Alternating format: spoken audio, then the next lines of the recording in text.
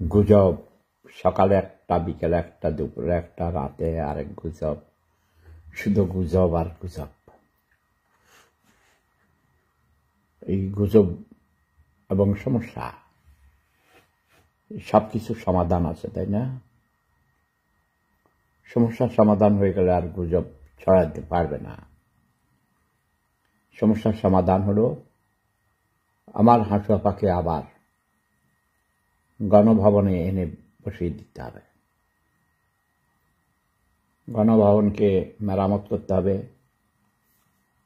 দুষ্কৃতীরা, ৭১ পরাজিত ঘাতক রাজাকার আলবদর আল শামসরা তাদের পরাজয়ের প্রতিশোধ নেয়ার জন্য প্রতি বিপ্লব ঘটিয়েছে ৫৩ বছর পর। তারা আংশিক সফল হয়েছে ক্ষণিকের জন্যে, কিন্তু বাংলার মানুষ আমার হাঁটু আপাকে ভুলে নাই। বাংলার মানুষ হাঁটু আপাকে চায়। বাংলার মানুষ বলছে শেখ হাসিনার সরকারই ভালো ছিল। তার পক্ষে তাদের অনেক যুক্তি। ১ নম্বর যুক্তি হলো তারা আমার হাঁটু আপার আমলে ৩ বেলা ভাত খাইতে পারত, এখন ১ বেলাও খেতে পারে না।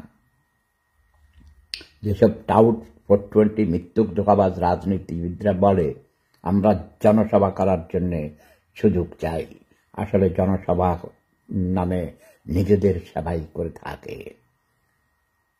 কাজেই এই সুযোগ দেওয়া হইবে না। আমি চাই বাংলাদেশে এখন গণভোট হোক, রেফারেন্ডাম হোক।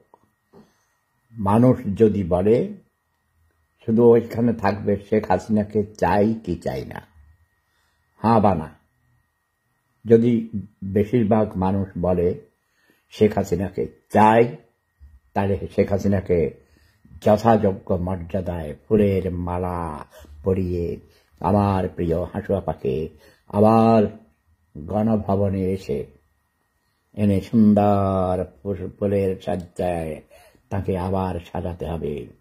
তিনি তার বাগানগুলো ঘুরে ঘুরে দেখবেন, পরিচর্যা করবেন, নিজের হাতে পানি দিবেন, তার হাঁস মুরগি মাছ পশু পাখিগুলোকে দেখাশোনা করবেন, শাক সবজির বাগানে ঘুরে বেড়াবেন। সামনে শীত আসিতেছে, শীতের সময় তিনি খালি পায়ে ঘাসের উপর হাঁটবেন, ভোরে উঠে তাহাজ্জুদের নামাজ পড়বেন এবং সারা রাত আমার হাঁটু আপা জিকির করেন আর সই করেন। অনেক মন্ত্রণালয়ের দায়িত্ব তাঁর ছিল, সই করতে করতে হাঁটু আপার হাত ব্যথা হয়ে গেছে। হাঁটু আপা, তোমার ভয় নেই, তোমার প্রিয় সেপুদা আছে তোমার সাথে। সেপুদা আছে যার সাথে বিশ্ব আছে তার সাথে। জয় বাংলা, জয় বঙ্গবন্ধু, জয় Sheikh Hasina. Love is power. প্রেম ধর্ম সেরা ধর্ম।